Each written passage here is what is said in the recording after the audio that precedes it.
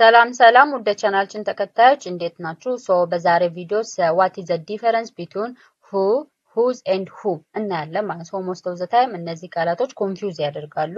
WH ኩዌሽኖች ናቸው በዛይ ኮንፊውዝ ያደርጋሉ ማለት ነው። በዛሬው ደግሞ በጣም እሱን አብራርተን ግልጽ በሆነ መንገድ እናያለን። እናንተም ለዚህ ቻናል አዲስ ከሆናችሁ ቻናሉን ሳብስክራይብ እና ቪዲዮቹን ላይክ በማድረግ ጀምሩ። የቤቱ ደግሞ ፋሚሊየር ሆናችሁ ደግሞ ቪዲዮን ላይክ በማድረግ ጀምሩ። ቀጥታ ወደ ትምህርቱ So the first one is who ነው who ማለት ደግሞ ማን ማለት who ማለት it is ማን it is indicate that a person ወይም ደግሞ subject ስለዚህ who is used for the subject the person doing the action ስለዚህ subject ወይም ደግሞ ባለቤቱን ለመግለጽ የምንጠቀምባት ቃል it is who ትባላል so don't forget who used for the subject ስለዚህ subject ወይም ደግሞ ባለቤቱን indicate ለማድረግ ለመግለጽ who እንጠቀማለን the person doing the action ስለዚህ action ወይም ደግሞ ተግባሩን ያደረገው ማን ነው ተግባሩን ያደረገው ወይም ደግሞ አክሽኑን ፐርፎርም ያደረገው ያከናወነው ማን ነው ስለዚህ ያቺ ማን ነው የምትለው ነገር ኢንዲኬት የምታደርገው ሳብጀክትን ነው ኢንዲኬት የምታደርገው ማለት ነው ሶ ዩዝ ኢት ዌን መቼ ነው የምንጠቀመው whom it's when we use who you are talking about the person who does something ስለዚህ ያንን አክሽን ወይም ደግሞ ያንን ተግባር ማን ነው የፈጸመው ማን ነው የገለጸው የሚለውን ስለዛ ሰው የምናወራ ከሆነ we use who እንጠቀማለን ለምሳሌ ኤግዛምፕል እዚህ ጋር who is calling me ማን የደወለልኝ ማን ነው የደወለልኝ so it is indicate የምናደርገው ወይም ደግሞ የምናወራ ማን ነው the person who is calling to me ማን ነው የደወለልኝ ስንል እያወራን ያለነው ስልክ የደወለልኝ ማን ነው ስለዚህ ስለዛ ሰው ነው እያወራን ወይም ደግሞ አክሽን ፐርፎርም ስላደረገው ወይም ተግባር ስለገለጸው ስላደረገው ሰው ነው እያወራን ያለነው ማለት ነው the boy who is playing is my brother the boy who is playing is my brother so እየተጫወተ ያለው ያ ልጅ ወንድሜ ነው እየተጫወተ ያለው ያ ልጅ it is ወንድሜ ነው ስለዚህ she is talking about her brother አይደለ ኳስ እየተጫወተ ነው ስለዚህ ያ እየተጫወተ ያለው ልጅ ወንድሜ ነው ስለዚህ it is action performer ማን ነው it is ወንድሟ ነው ማለት ነው ስለዚህ ያን ነገር ማን ነው የፈጸመው who does something ስለዚህ ያን ነገር ማን ነው የፈጸመው የሚለው ነገር ማን ነው ባለቤቱን ለመግለጽ የምንጠቀምበት who ነው who broke the window መስኮቱን ማን ነው የሰበረው መስኮቱን ማን ነው የሰበረው so we talking about a person ስለ ሰው ወይም ደግሞ ስለ ሳብጀክቱ ነው ማለት ስለዚህ ስለ ባለቤቱ የምናወራ ከሆነ ወይም ደግሞ ስለ ሳብጀክቱ የምናወራ ከሆነ always we use who ስለዚህ ሚኒንጉ ደግሞ ማለት ማን ነው ማለት ነው ማን ነው so it's all about talking about the person ማለት ነው so in this sentence who is the doer of an action ስለዚህ በዚህ አረፍተ ነገር ላይ who ምንድነው it is action ፈጻሚው ነው ማለት ነው action ፈጻሚው ነው የምንጠቁመው ማለት ነው and whom ማለት ደግሞ is used for the object whom it is used for the object the person receiving the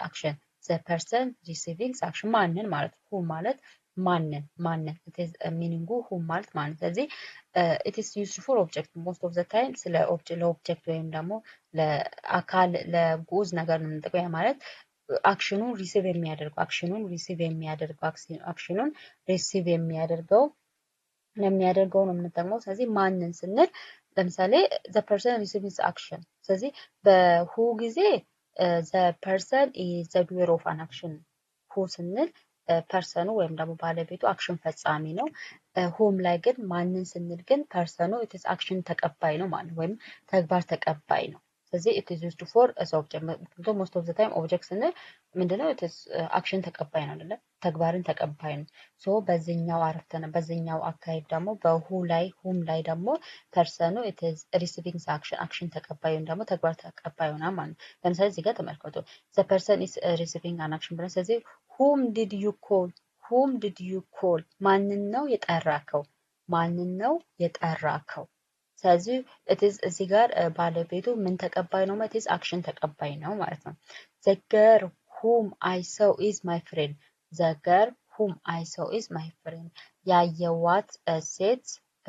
ያየዋት ሴት የኔ ጓደኛዬ ናት the girl whom I saw is my friend ስለዚህ ያየዋት ሴት የኔ ጓደኛ ናት to whom are you speaking ማንን ነው እያወራክ ያለከው ማንን ነው እያወራክ ያለከው ማንን ነው እያወራክ ያለከው። ስለዚህ whom የምትሏ ነገር ባለቤቱ it is the receiver of the action ይሆናል ማለት ነው።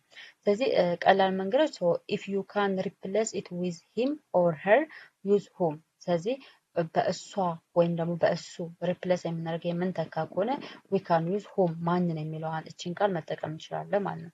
you called him whom did you call whom did you call ማንን ነው የጠራከው ማንን ነው so you called him አንተን ጠርቶካል።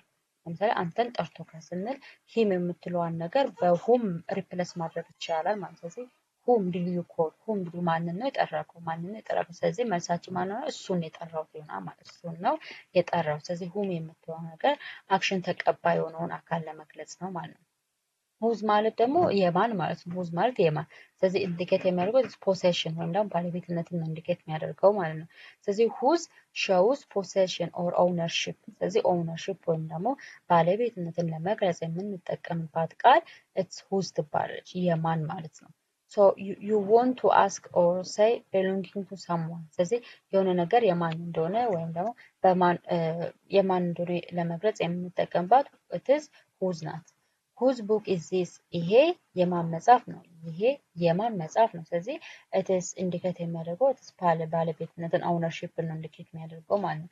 the boy whose car is red is my uncle። ቀይ መኪና ያለው ልጅ አንክል ወይም ደግሞ አጎቴ ነው። ቀይ መኪና ያለው ልጅ አጎቴ ነው። ስለዚህ ያ ቀይ መኪና የማን ነው ማለት it is for a boy የልጁ ነው ማለት ነው። ልጁ ደግሞ የሱ አጎት ነው ማለት ስለዚህ the boy whose car is red is my uncle። whose pen did you take whose pen did you take ስለዚህ የማንን ስክሪፕት ነው የወሰድከው የማንን ስክሪፕት ነው የወሰድከው።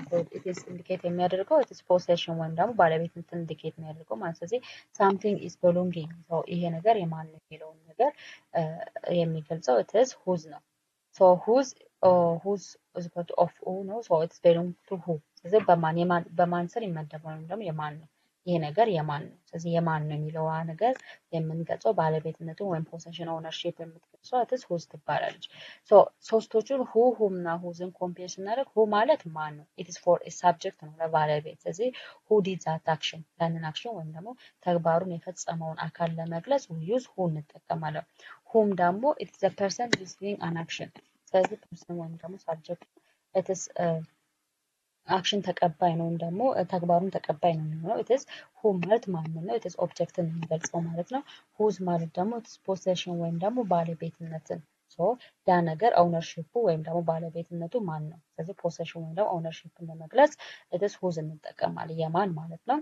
so ይሄ person doing an action ለምሳሌ who is እዚህ ያለው ማን ነው ስንል it is ምንድነው the person is doing an action ፐርሰኑ አክሽን ተፈጻሚ ነው ማለት ነው። and እዚህ ጋር who did you see who did you ማንን ነው ያየከው ማንን ነው ያየከው። ስለዚህ ማንን የምትለው ጋር it is whom ትባላለች። and whose bag is this whose bag ይሄ ቦርሳ የማን ነው ይሄ ቦርሳ የማን ነው it is indicate የምታደርገው it is possession ወይም ደግሞ ባለቤትነት indicate ታደርጋለች ማለት ነው። so who ለምሳሌ it is for a subject ነው he and whom ደግሞ it is ማንን ነው him ይሆናል ማንን ለምሳሌ whom ለhim እና ለher it is as alternative መጠቀም ይቻላል። and whose ደግሞ it is possession ወይም ደግሞ ባለቤትነትን ለመግለጽ ነው ማለት ነው። so this all about today's lesson ስለዚህ ስለ whose እና whom ዲፈረንሳቸው ይሄን ይመስላል። who for a person ነው የምንጠቀመው whom ደግሞ for an object or for the person is receiving an action ስለዚህ ፐርሰኑ ባለቤቱ አክሽን ተቀባይ ነው አክሽን አድራጊ ሳይሆን አክሽን ፈጻሚ ሳይሆን አክሽን ተቀባይ ነው የሚሆነው። whose ማለት ደግሞ it's for possession or for ownership ባለቤትነትን ለመግለጽ ነው የሚያገለግሉት ማለት ነው። so በጣም አመሰግናለሁ። በሌላ ቪዲዮ እስከምንገናኝ ድረስ ደህና ሁኑ ባይ